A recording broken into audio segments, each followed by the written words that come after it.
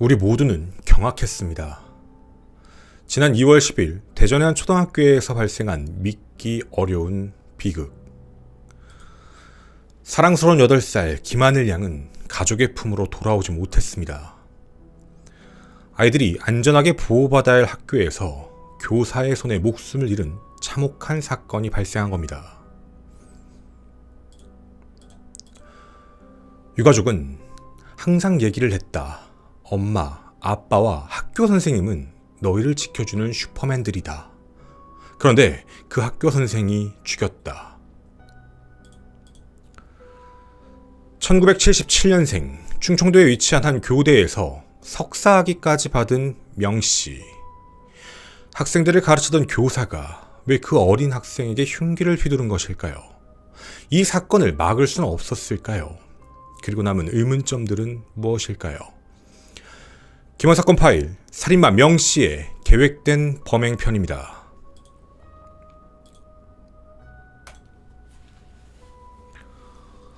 네, 안녕하십니까, 김원입니다. 참 마음이 무겁습니다. 아마 이 방송을 보는 것조차도 힘드신 분들이 많이 계실 것 같은데, 대한민국의 어른으로서 두 번 다시 이런 일이 발생되지 않게 우리 모두의 관심이 모여야 될 때라고 생각을 합니다. 해서 좀 마음이 많이 무겁고 힘드시더라도 끝까지 함께 시청해 주시길 진심으로 부탁드립니다. 오늘 사건은 사실 막을 수 있었다라는 게 가장 안타까운 부분 중에 하나였으며, 두 번째는 명씨와 관련되어 있는 부분들입니다. 행간에 사람들 사이엔 이제 명씨가 우울증이다, 명씨가 그런 좀 폭력적인 행동을 자주 해왔다라는 이야기들이 쭉 나오고 있습니다. 근데 저는 이런 생각이 문득 들었습니다. 우울증이어서 이런 범행을 저질렀다. 아니요. 인과관계가 사실 맞지 않습니다. 그냥 명씨라는 사람이, 이 살인마가 우울증이 있었던 거고, 그리고 교사였던 것 뿐이죠. 우울증이 있는 사람들, 교사인 모든 사람들에게 비난의 화살이 가지 않길 진심으로 바랍니다. 자, 그럼 첫 번째, 사건 당일 그날 학교에서 무슨 일이 있었던 걸까요? 사건이 발생한 건 2025년 2월 10일 오후였습니다. 돌봄 수업이 끝나고 미술학원 차량에 탑승할 예정이었던 김하늘 양이 갑자기 사라졌죠. 하늘 양의 아버지는 돌봄 교실에서 연락이 되질 않자 보호 앱을 통해 실시간으로 휴대폰 소리를 들으셨다라고 언론에 밝히시기도 했습니다. 오후 4시 40분이었습니다. 자세히 살펴보면 돌봄 수업을 마치고 미술학원 차에 탑승 예정이었던 김양. 그런데 탑승 장소에 나오지 않자 돌봄 교실에 추가 연락을 한 번 더 해봤지만 확인이 되질 않습니다. 그렇게 아이를 찾기 시작했던 4시 50분부터 아버지는 계속해서 앱으로 소리를 다 듣고 계셨죠. 5시 15분이었습니다. 무언가 확인이 되지 않고 이상한 소리가 나자 김양에 대한 실종 신고를 하게 되고, 5시 23분 경찰관 그리고 가족분들 모두 학교에 도착해 교직원 등과 일대를 수색하기 시작합니다.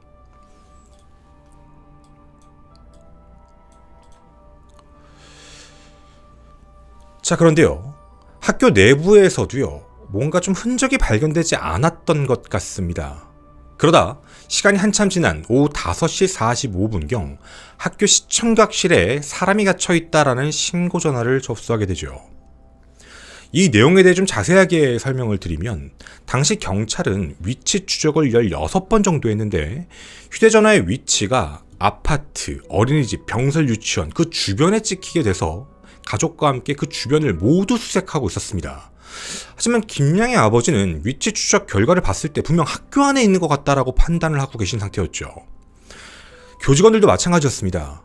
학교 내부 어딘가에는 없다, 확인이 안 된다라는 생각으로 다 지나가고 있을 때 혼자서 2층을 둘러보시던 김양의 친할머니께서 시청각실 안 내부에 있는 창고로 들어가시게 됩니다. 그 안에서 무언가를 보게 되셨죠. 시청각실 내부 구석에 작고 어두컴컴한 문, 그쪽을 잠시 봤더니 몸에 피가 묻은 명씨가 쓰러져 있었고, 그 뒤에 피해자의 가방 같은 게 보였다라고 하십니다. 해서 혹시 아이를 봤냐라고 할머니가 물었는데, 이때 명씨는 의식이 있었습니다. 없어요. 나는 몰라요. 라고 답을 하죠. 할머니는 침착하게 일단 명씨가 놀라면 안 된다라는 판단으로 밖으로 물러나 가족들에게 전화를 합니다. 그 전화를 받고 외부에서 수색 중이던 경찰까지 한 번에 다 시청각실로 모이게 되었죠. 헌데 그 사이 명씨는 창고 문을 잠궈버립니다. 함께 도착한 경찰이 문을 부순 이후에야 그 안을 확인할 수가 있었죠. 흉기에 수없이 찔린 채 발견된 피해자. 병원으로 옮겼지만 결국 사망했습니다.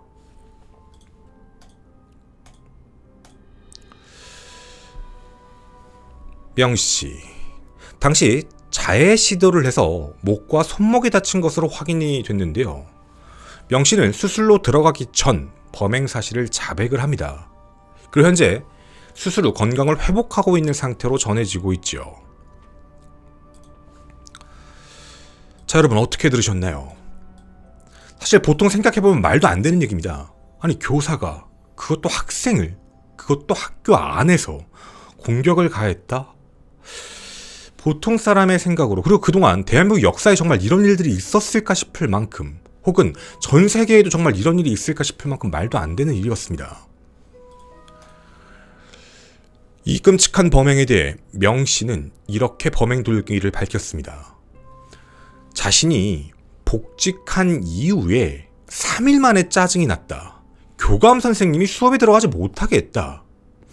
돌봄 교실에서 학생들이 수업을 마치고 갈 때 어떤 아이든 상관없다.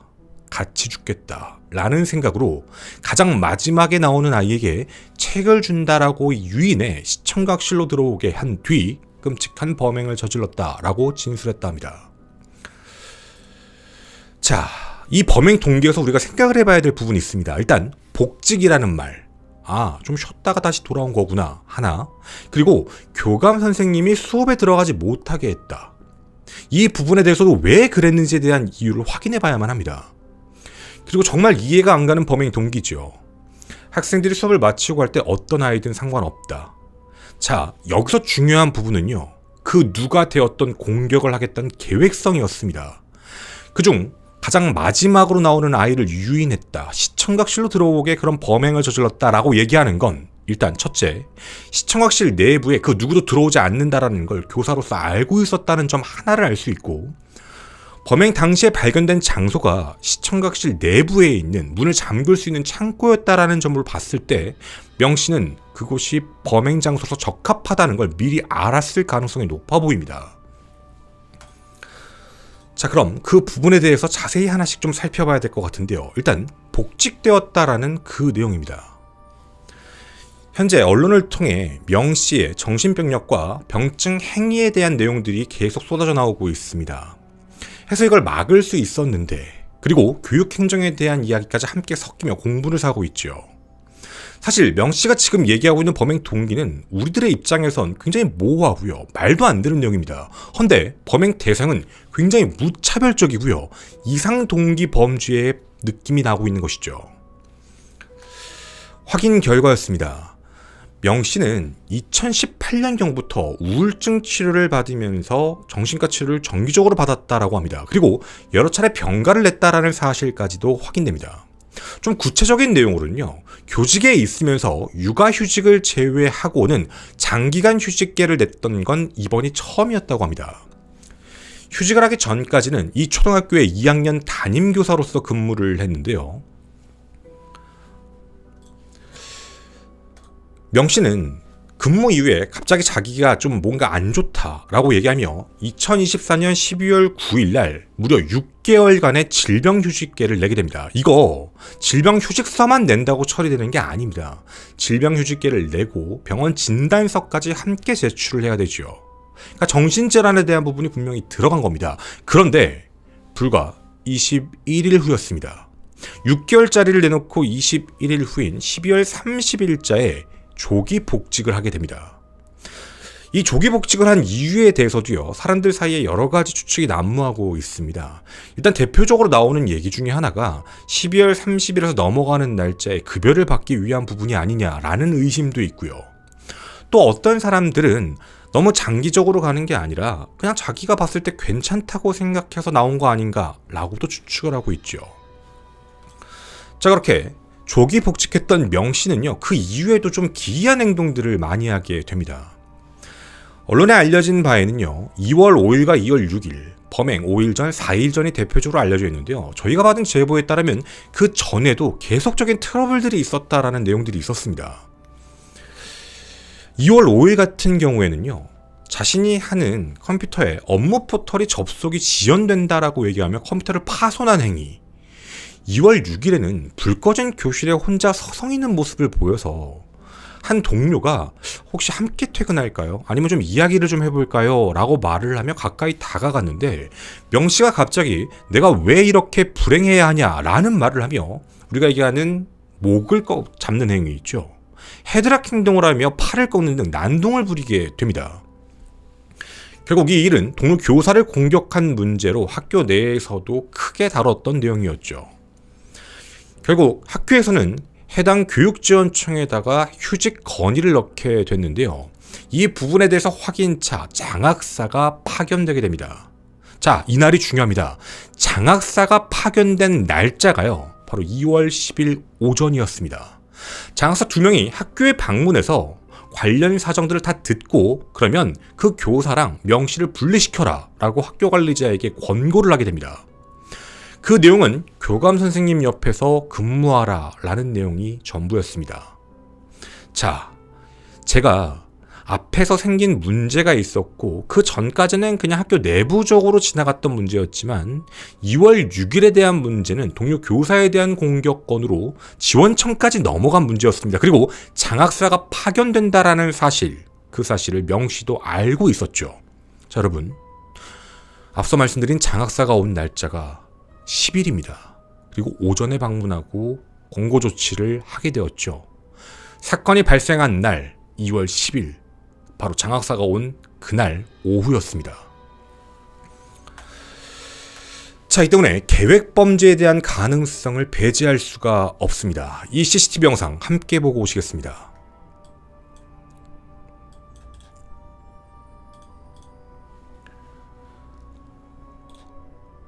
차를 타고 어딘가를 향하고 있는 명씨의 모습이 포착됩니다. 바로 이날은 사건 당일, 장학사가 왔던 당일 10일 오후 1시 30분입니다. 학교 수업 도중에 학교를 나와 약 2km 떨어진 주방용품 전문점을 향하게 되죠. 그리고 그녀가 가지고 온 건 범행에 쓴 흉기였습니다. 그로부터 3시간 후 피해자를 돌봄 교실에서 시청각실로 유인한 뒤 끔찍한 범행을 저지른 것이죠.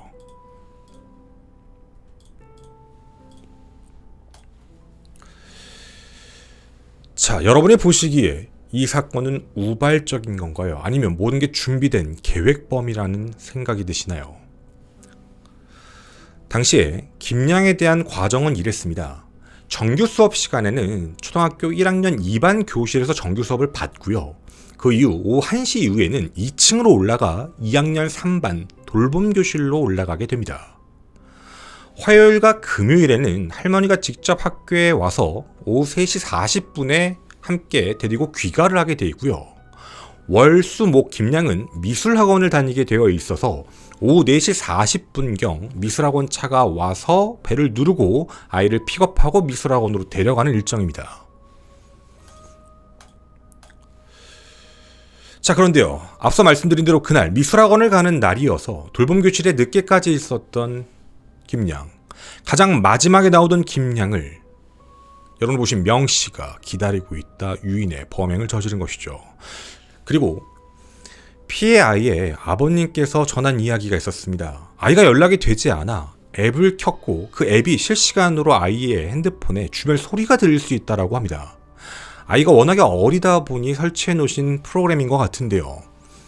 거기서 들리는 소리는 아이의 소리가 아니었습니다. 나이 많은 여자가 마치 달리기를 한 것 같은 숨을 헥헥거리는 소리가 들리고 서랍을 여닫는 소리, 가방 지퍼 같은 걸 여는 소리가 들렸다라고 기억을 하십니다. 해서 무슨 문제가 생겼다라고 판단해 빠르게 실종 신고를 하셨던 것이죠.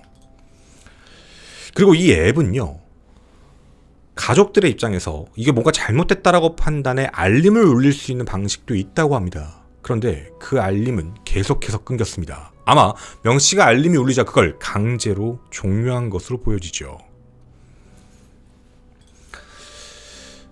자, 명씨가 저질렀던 범행, 우발적 범행이라고 판단하기는 어렵습니다. 그런데 계획적 살인에 대한 부분에서 더 소름 끼치는 문제가 하나 있습니다. 그 누가 되었든 이라는 부분이었죠. 자, 그런데요, 우리가 여기서 좀 생각을 해봐야 될 내용이 하나 있습니다. 좀 잔혹한 부분입니다. 저는 개인적으로 명씨에 대해서 사형 선고와 사형 집행을 꼭 해야 된다라고 생각이 들었던 이유이기도 합니다. 잘 생각해 보시면 명씨는 교사로서 그동안의 대부분의 트러블들이 학교 선생님들과 학교 관계자라는 문제였습니다. 자신을 교감이 자기에게 뭘 하지 않는다, 배제시킨다라는 원한, 그리고 뭔가 업무가 제대로 되지 않는다라는 걸로 컴퓨터를 파손, 자신에게 다가와준 교사에게 공격적인 모습을 보이면서 하소연하듯이 말했던 내용들. 자, 분명 이런 과정들이 있었음에도 불구하고요, 명씨는요, 그 자신의 분노를 다른 쪽으로 표출했습니다. 피해자는요, 8살, 이제 중학교 1학년에서 2학년으로 넘어가는 어린아이입니다. 명씨가 만약 정말 그런 일도 발생돼서는 안 됐지만 자신의 분노를 표현해야겠다라고 해서 범행 도구를 샀다면 학교 내에 있는 범행 대상, 선생님이든 혹은 원한 관계가 있는 사람에 대한 공격을 하는 게 어쩌면 보통 사람들이 생각하기에 그럴 수 있다라는 생각이 들 수 있을 것 같습니다. 물론 당연히 그런 일은 발생돼서는 안 됩니다. 그런데 명씨는요, 주변 동료들을 향해 공격을 가하지 않았습니다. 범행 도구까지 가지고 있었는데 말이죠. 명씨는 자신이 생각하기에 이미 과거에 제압을 당해봤습니다. 성인들, 어른들 공격할 수가 없습니다. 유인하기도 어렵습니다. 이미 학교에서 자기는 이상한 사람으로 낙인이 찍혀있는 상태이기도 하죠. 혹시 알고 계셨나요? 명씨는 당일 흉기를 산 이후에 교무실 쪽에 앉아있다가 밖으로 나오게 됩니다. 그리고 사람들이 가장 없는 장소를 찾게 되죠. 그 장소가 시청각실이었습니다. 그런데 시청각실 안에 창고가 있다라는 걸 알고 연 것도 진실이긴 하지만 거기서 명씨는 기다리고 있었습니다. 누굴요? 돌봄교실입니다. 2학년 3반이라고 말씀을 드렸죠. 시청각실과 돌봄교실은 불과 10m, 20m밖에 차이가 안 납니다. 바로 옆입니다. 그곳에서 아이들이 귀가하는 걸 바라보고 있었습니다. 오후 3시 40분 많은 아이들이 나가게 됩니다. 그리고 차례차례 아이들이 하교를 하게 되죠. 그 당일날 가장 마지막까지 있었던 아이가 바로 김양이었습니다. 김양이 나가는 걸 확인하고 바로 옆에서 책을 주겠다라고 유인한 뒤 공격을 가했습니다. 명씨는 정상적인 생각을 하고 있었습니다. 자기가 공격하기 쉬운 대상, 어린아이 둘, 아무도 없는 상태에서, 아무런 목격자도 없는 상태에서 부를 수 있을 때까지 기다렸다라는 것, 그리고 바로 옆에 있으면 누가 볼 일이 없다라는 것까지 말이죠. 그리고 범행 장소까지 미리 물색했습니다. 자기보다 약한 사람을 일부러 찾았다는 것, 계획적 살인이 누군가를 직접적으로 죽여야 되겠다라고 준비하는 과정만을 얘기하는 게 아니라 지금 명씨는 그 누구든 살인을 저지르겠다라는 마음으로 모든 걸 준비한 채 가장 마지막에 하교하는 김양만을 노린 것뿐입니다. 계획 살인이지만 너무나도 잔혹하고 말도 안 되는 범행입니다. 저도 그동안 많은 사건을 봐왔습니다. 사실 그 사건의 참혹함에 대해 경중을 따질 수는 없지만 이 사건의 피해자는요, 어떤 것도 몰랐습니다. 단지 선생님이 불러서 책을 준다 하기에 그냥 따라 들어갔던 것뿐입니다. 아이의 손에는 정황은까지 있었다고 합니다. 하지만 아이는 어떠한 비명도 지르지 못했습니다. 그 정도로 빠르게 잔혹하게 피해자를 공격한 게 명씨였죠. 자, 그럼 한 가지 의문점이 또 남게 됩니다. 아니, 그렇게 난동을 부렸다고 얘기했는데 이걸 왜 막지 못했는가에 대한 문제였죠. 사실 이 내용에 대해서도 유가족분들은 말씀을 하셨습니다. 이 사건이 단순한 개인의 범죄로 끝나는 것이 아니라 교육 시스템의 근본적인 문제를 나타냈기에 이 부분에 대해서 많은 것들이 바뀌어야 된다라는 내용이었죠.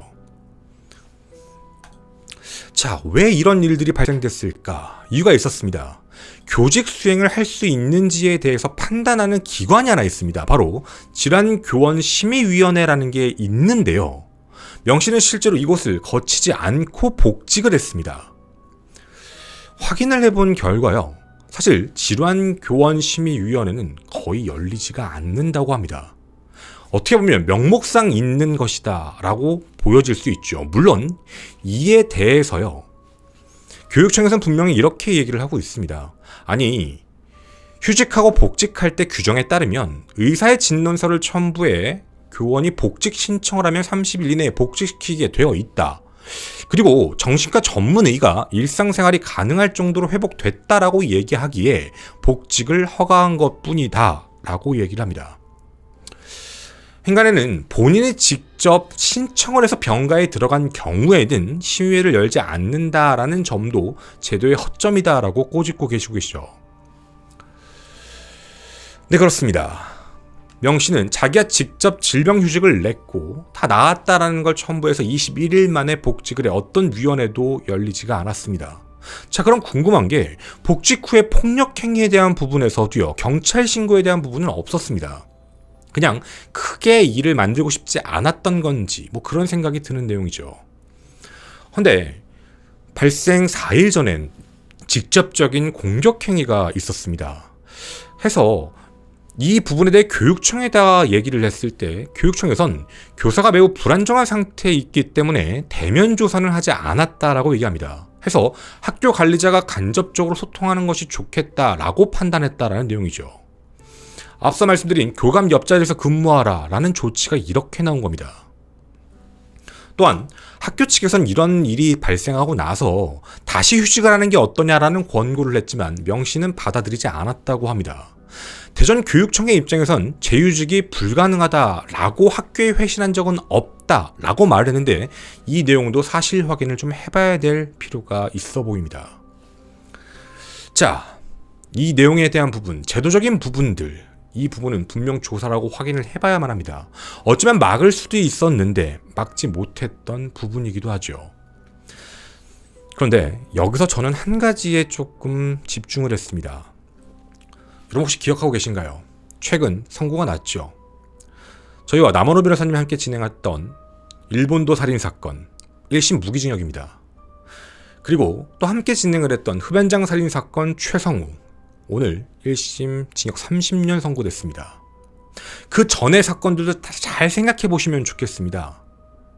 조선, 서현역 사건들 그뿐만이 아닙니다. 우리가 했던 박대성이건 어떤 사건들이건 요 근래에 발생했던 대부분의 사건들이 다 정신질환을 이야기하고 있습니다. 그리고 그 정신질환을 가지고 형량에 대한 부분을 조율합니다. 심신미약이라고 부르죠. 여러분은 이 제도에 대해서 어떤 생각이 드시나요? 물론 재판부가 모두 인정을 하는 건 아닙니다. 하지만 이 본 사건의 경우에서도 분명 정신감정이 명 씨에게 들어갈 겁니다. 그리고 정신감정에 대한 결과로서 재판의 선고가 나오겠죠. 근데 전 여기서 꼭 하고 싶은 얘기가 있었습니다. 명 씨요, 전 정신질환 인정할 수가 없습니다. 저 개인적으로 생각할 때의 이야기입니다. 그 이유가 있는데요. 첫째, 명 씨의 복직 신청은 명 씨가 자발적으로 한 겁니다. 자발적으로 했다는 얘기는 자기가 직접 병원에 가서 자신이 필요한 서류에 대한 이야기를 했죠. 바로 완치에 대한 문제였습니다. 둘째, 사람들 사이에서는 이럴 수 있습니다. 아니, 정신과 전문의가 판단을 잘못한 거 아니야? 판단을 잘했다, 잘못했다에 대한 부분을 떠나서 만약 잘못했다라고 얘기를 한다면 명 씨는 연기한 겁니다. 의사를 속였다라는 뜻이죠. 자기가 이제 교직 생활을 할 수 있는 것처럼 연기를 해서 그리고 복직 신청서를 가지고 와 복직을 했다라는 겁니다. 그리고 올바르게 정신과 의사가 판단했다라고 한다 하더라도 명 씨는 정신질환이 없습니다. 이 근거로요. 명 씨는 정신질환자가 아닙니다. 정신질환에 대한 부분으로 감형 조치를 하는 건 말이 되진 않습니다. 또 하나, 명 씨는 사건 당일날 미리 범행 도구를 준비했고 가장 사람이 없는 공간을 확인하고 그 안에서도 폐쇄적인 공간을 확인했으며 돌봄교실 바로 맞은편에서 아이들이 귀가할 때까지 기다렸습니다. 자기가 말한 대로 가장 마지막에 있는 아이까지 말이죠. 이건 누가 보더라도요. 계획적 범행입니다. 정신질환과는 상관이 없죠. 도리어 너무 정신적인 부분이 또렷하게 집중되어 움직였다라는 느낌입니다.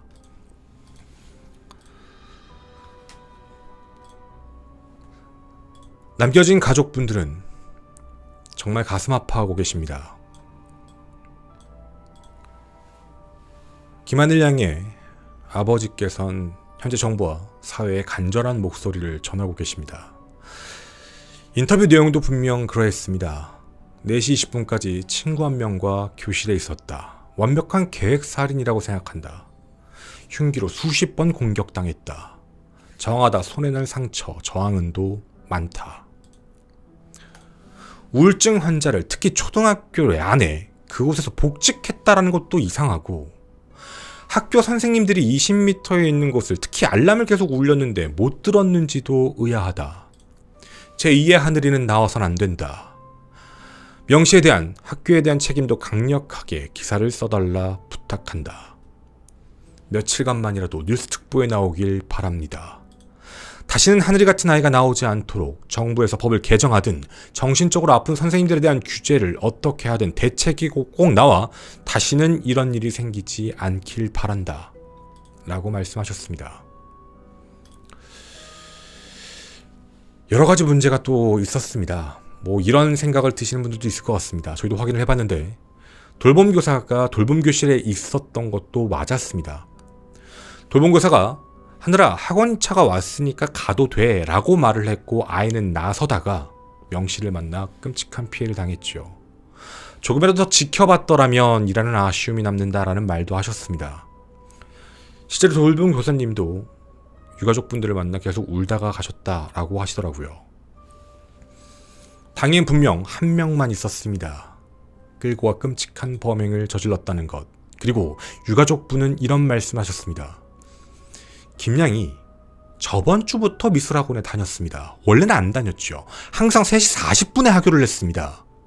3시 40분에 대부분의 아이들은 돌봄교실에서 나오게 되죠.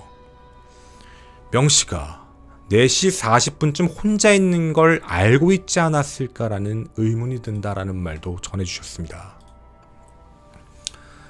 그리고 끝으로 이런 말씀을 남겨주셨습니다. 죄송하지만 가능하시다면 마지막 문구에 하늘아 이쁜 별로가 라는 문구 추모의 글을 적어주시면 감사하겠다라는 말이었습니다. 하늘의 별이 된 아이입니다. 2번 다시 이런 일은 발생해선 안 됩니다. 그리고 이런 끔찍한 범행을 저지른 명씨. 명씨가 우울증일 뿐, 명씨가 교사일 뿐, 모든 우울증 환자, 모든 교사분들의 잘못이 아닙니다. 명씨에게 엄한 처벌, 그의 정신적 질환에 대한 부분을 그렇게 서사처럼 풀지 않길 바라는 마음이 진심으로 듭니다. 명씨는 잔혹한 살인마일 뿐입니다. 그리고 말도 안 되는 끔찍한 범행을 저질렀습니다. 개인적으로 과거엔 사형제도에 대해서 반대했습니다. 하지만 사건 콘텐츠를 진행하며 도대체 이런 사람들을 왜 살려둬야 될까라는 생각을 되게 많이 했습니다.